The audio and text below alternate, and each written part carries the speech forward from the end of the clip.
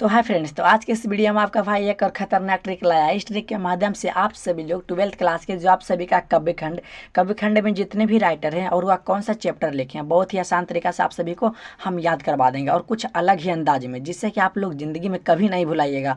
और एक बात बता देना चाहता हूँ कि इसके पिछले वीडियो में हम ऑलरेडी गद्य खंड के राइटर का नाम हम याद करवा चुके हैं। तो वहाँ पे एक और वीडियो है जो कि इनका जन्म कब हुआ, राइटर का जन्म, गद्यखंड और काव्यखंड दोनों का वीडियो हम बना चुके हैं। आप लोग उसे एक बार ज़रूर देखिएगा, बहुत ही मज़ा आएगा। ठीक, उसे हम कहानी की तरह बताएं कि आप लोग ज़िंदगी में कभी नहीं भुलाइएगा। ठीक, तो उसे आप लोग एक बार ज़रूर देखिएगा। उस सभी वीडियो का लिंक इसी वीडियो के डिस्क्रिप्शन में आप सभी को मिल जाएगा, तो आप लोग वहाँ पर जाके आराम से देखिएगा वीडियो। आज की इस वीडियो में बहुत ही मज़ा आएगा, लास्ट तक बने रहिएगा तभी आप सभी को समझ में आएगा। तो यहाँ पर देखिएगा, तो यहाँ पे आप सभी का क्या है, यहाँ पे आप सभी का पहला चैप्टर ध्यान दीजिएगा, पहला कड़वक। कड़वक का राइटर जो है मलिक मोहम्मद जैसी। तो इसे हम किस तरह से याद करेंगे, ध्यान से सुनिएगा। कड़वक, कड़वक का मतलब बकबक, यानी कि बकबक कर रहा, तू ज़्यादा मालिक बन रहा है। यहाँ पे सिर्फ सुनिएगा क्या बोल रहा है, कड़वक माने बकबक करता है, तू ज़्यादा मालिक बन रहा। मालिक का मतलब मलिक मोहम्मद जैसी, जैसी का मतलब ज़्यादा, ज़्यादा बकबक कर रहा, मालिक बन रहा का। तो अगर आपके एग्जाम में पूछेगा कि बताइए कि कड़वक का राइटर कौन, तो कड़वक माने बकबक कौन करता है, आप लोग बताइए। मालिक है जो ज़्यादा बकबक करता है, तो यानी कि कड़वक का राइटर कौन हो जाएगा, तो मलिक मोहम्मद जैसी। तो आशा करता हूँ कि आप सभी को समझ में आ रहा होगा। तो इसके बाद समझिएगा दूसरा। अब यहाँ पे कन्फ्यूजन में नहीं जाइएगा, दूसरा और तीसरा एक ही। तो हम देखें इसमें क्या अंतर है, यहाँ पे समझ लीजिएगा। दूसरा क्या है, दूसरा पद है, और तीसरा भी है कि हाँ पद है। तो ये दूसरा जो है क्या सूरदास, सूरदास जो है कृष्ण भक्त, और तुलसीदास थे क्या, राम भक्त। तो यहाँ पे अंतर क्या है, ध्यान दीजिएगा। सूरदास कृष्ण भक्त थे, तो यहाँ पे समझिएगा कृष्ण जी जब बांसुरी बजाते हैं तो बांसुरी का सुर जो होता है बहुत ही अच्छा होता है ना। तो यहाँ पे देखिएगा दूसरा क्या है, पद। यह पद दूसरा क्या है, तो क्या है, कृष्ण भक्त थे। तो कृष्ण भक्त जब बांसुरी बजाते हैं उसका सुर बढ़िया, सुर का मतलब सूरदास इनका राइटर हो जाएगा। उसी तरह से तीसरा पद जो है, यह पद क्या है, तो राम भक्त थे कि नहीं। तो राम भक्त जो है ना, राम भगवान जो थे तुलसी माता से प्यार करते थे। तुलसी माता कहने का मतलब तुलसीदास हो जाएगा इनका राइटर। तो आई होप कि आप सभी को समझ में आ रहा होगा। यहाँ पे समझिएगा पद का राइटर कौन है, दूसर का पद में क्या है, कृष्ण। तो कृष्ण का बांसुरी में सुर बढ़िया होता था, सूरदास। दूसर का पद है यहाँ पे क्या, तो यहाँ क्या, राम भक्त। राम जो है तुलसी माता से प्यार करते थे, तो इनका राइटर हो जाएगा कौन। तो आप लोग यहाँ पे ध्यान दीजिएगा, तो इनका है तीन नंबर का क्या हो जाएगा, तुलसीदास। तो आई होप कि आप सभी को समझ में आ रहा होगा। इसके बाद समझिएगा चौथा नंबर क्या है। तो आप सभी का चौथा नंबर है, यहाँ पे ध्यान दीजिएगा।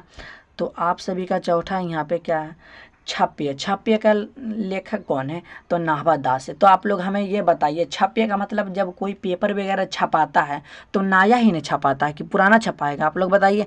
नया ही छपाता है, नया का मतलब नाभा दास हो जाएगा। तो आई हो कि आप सभी को समझ में आ रहा होगा। फिर से समझिएगा इसे ध्यान से। चौथा क्या है, छप्य। छप्य के लेखक कौन है, तो छप्य के लेखक हो जाए नाभा दास। कैसे याद करेंगे, क्योंकि जब कुछ भी छपाता है तो नया ही छपाता है, नया का मतलब क्या, नाभा दास हो जाएगा। तो आई हो कि आप सभी को समझ में आ रहा होगा। अब इसके बाद समझिएगा पांचवा नंबर क्या है, कवित्र। कवित्र कहने का अर्थ क्या हो रहा है कि कवि। कवि जो है जब स्टेज पे कवि जाएगा तो क्या पहले बोले लगेगा, पहले यानी कविता बोलने नहीं लगेगा, यानी कि भाषण पहले देगा। यानी कि कवि जब भी स्टेज पे जाता है तो भाषण देता है, यानी कि कवित्र का राइटर जो हो जाएगा भूषण। भूषण का मतलब भाषण देना। तो यहाँ पे याद रखिएगा क्या बोल रहा है, कवित्र कहने का अर्थ हुआ कि कवि जब भी स्टेज पे जाएगा तो पहले कविता नहीं कहने लगेगा, पहले भाषण वगैरह देगा तभी ना। तो कवित्र का राइटर हो जाएगा क्या, तो भूषण हो जाएगा। ताकि क्या आप सभी को समझ में आ रहा होगा। अब इसके बाद समझिएगा छठा नंबर क्या है, तुमुल कोलाहल कलह में। इसका राइटर है जयशंकर प्रसाद। तो इसे दुनिया का सबसे आसान है। यहाँ पे देखिएगा तुमुल कोलाहल कलह में, तो यहाँ पे देखिए इसका राइटर कौन, जयशंकर प्रसाद। यानी कि शंकर जी के प्रसाद में क्या है, कोयला है। देखिए शंकर जी के कल प्रसाद लिए थे तो उसमें कोयला निकल गया। सिंपल याद रखना है कि शंकर जी के प्रसाद में कल जो लिए थे उसमें कोयला निकल गया। कोयला माने कोलाहल।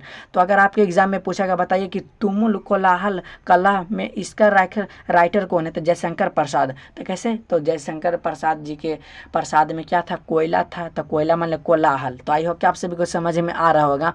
अब इसके बाद समझिएगा, इसके बाद है 7 नंबर। ध्यान से समझिएगा, बहुत ही मज़ा आएगा, लास्ट तक देखिएगा। 7 नंबर यहाँ पे क्या है, पुत्र वियोग। अब यहाँ पे देखिएगा कुमारी लोग के पुत्र नहीं होता है, शुभ बात है कि नहीं, होता है ना, शुभ बात है, यानी कि सही बात है कि कुमारी लोग के पुत्र नहीं होता है। तो कहने का अर्थ यहाँ यह हो रहा है कि पुत्र वियोग, पुत्र का मतलब कुमारी लोग का पुत्र नहीं है, तो ये यानी कि शुभ बात है। यानी कि शुभ का मतलब यहाँ पे हो गया, शुभ का मतलब सुभद्रा और कुमारी मतलब वही कुमारी लोग के जो पुत्र नहीं होता है। तो आई हो कि आप सभी को समझ में आ रहा होगा।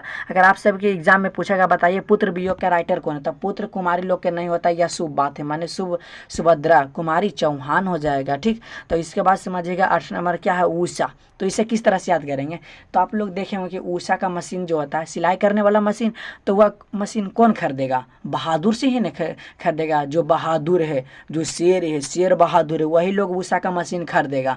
और क्या गरीब लोग खरीदेगा, लेकिन हम ट्रिक पे बता रहे हैं सिर्फ याद करने के लिए। उषा मशीन जो है उषा कौन खरीदेगा, तो बहादुर लोग, यानी कि शमशेर सिंह बहादुर इनका राइटर हो जाएगा। अब इसके बाद बताइएगा 9वां नंबर है, जन जन का चेहरा एक। अब यहाँ पे देखिए सभी का चेहरा एक है, तो आप लोग बताइए किसका चेहरा अलग है, गजानंद, यानी कि गज माने हाथी का चेहरा एक अलग है कि नहीं, यानी गणेश जी के देखिएगा नाक जो होता है लंबा होता है, तो हम सभी से मिलेगा नहीं, यानी कि अलग है। तो अगर आपके एग्जाम में यहाँ पे पूछेगा बताइए जन जन का चेहरा एक, तो याद कीजिएगा जन जन का चेहरा माने चेहरा सबका एक है, लेकिन हाथी का अलग है, हाथी का गजानंद, यानी कि गजानंद माधव मुक्ति बोध इनका लेखक हो जाएंगे। अब इसके बाद समझिएगा, इसके बाद है 10वां नंबर अधिनायक। अब यहाँ पे आप सभी को दिख रहा होगा अधिनायक में यहाँ पे नायक है, नायक माने हीरो। तो हीरो कैसे बनता है बताइए, यानी कि वीर के सहायता से इन्हें हीरो बनता है, यानी कि नायक कैसे बनेगा, वीर के सहायता से, यानी कि वीर के सहायता माने सहाय, यानी कि रघुवीर सहाय इनका राइटर हो जाएगा। फिर से समझिएगा, यहाँ पे अगर आपके एग्जाम में पूछा बताइए अधिनायक के राइटर कौन है, तो आप लोग याद कीजिएगा अधिनायक में नायक कैसे बनेगा, तो वीर के सहायता से बनेगा, यानी कि रघुवीर सहाय इनका लेखक हो जाएंगे। ठीक, तो आई हो कि आप सभी को समझ में आ रहा होगा। इसके बाद समझिएगा 11 नंबर है, 11 नंबर क्या, प्यारे नन्हे बेटे को, प्यारे नन्हे बेटे को। तो इसे हम किस तरह से याद करेंगे, प्यारे नन्हे बेटे जो है 9 साल के लेकिन कुमारा है, 9 साल के है लेकिन कुमारा है, 9 का मतलब विनोद है कि नहीं। यहाँ पे ध्यान से सुनिएगा, अगर आपके एग्जाम में पूछा बताइए कि प्यारे नन्हे, सिंपल याद रखेगा कि प्यारे नन्हे बेटे, तो प्यारे 9 साल में रहता है ना, 9 साल में कुमारा भी रहता है, तो विनोद कुमार शुक्ल इनका जैन इनका क्या है, लेखक हो जाएंगे। ठीक है, अब इसके बाद समझिएगा हार जीत। अब हार जीत के लेखक कौन है, तो अशोक वाजपेयी। ध्यान समझिएगा, जब हारता है तो सब शोक में चल जाता है, यानी कि शोक में सोचने लगता है। अब इसके बाद जीत, तब जीतता है तो ताली बजाते हैं, बाज माने बजाता है। तो सिंपल से याद रखिएगा कि हार जीत के लेखक कौन है, तो हारता जीतता है तो सब बजाता है माने वाजपेयी, और हारता है माने यही शोक। तो सिंपल एगो रखिएगा याद कि जब हारता जीतता है तो बजाता है माने वाजपेयी, अशोक वाजपेयी इनका लेखक हो जाएंगे। अब इसके बाद समझिएगा दुनिया के सबसे इजी प्रश्न, यहाँ पे देखिए गांव का घर के लेखक कौन है, तो गांव का घर, यहाँ देखिए गांव घर में आजकल भी जो अनपढ़ लोग रहता है ज्ञान की बात बताता है, ज्ञान की बात बताता है ना, और उसे ज्ञान भी सीखना भी चाहिए। गांव के लोग जो अनपढ़ भी रहता है, तो ज्ञान का मतलब यहाँ पे समझ लिए होंगे आप, ज्ञान का मतलब बताइए आप लोग, ज्ञान इंद्रपति इनका राइटर हो जाएंगे। ठीक, तो आई हो कि आप सभी को ये सभी राइटर और पाठ का नाम बहुत ही आसान तरीका से आप लोग को याद हो गया होगा। अगर ये थोड़ा सा भी ट्रिक अच्छा लगा होगा तो इसे आप लोग एक लाइक और सब्सक्राइब जरूर कीजिएगा। ठीक।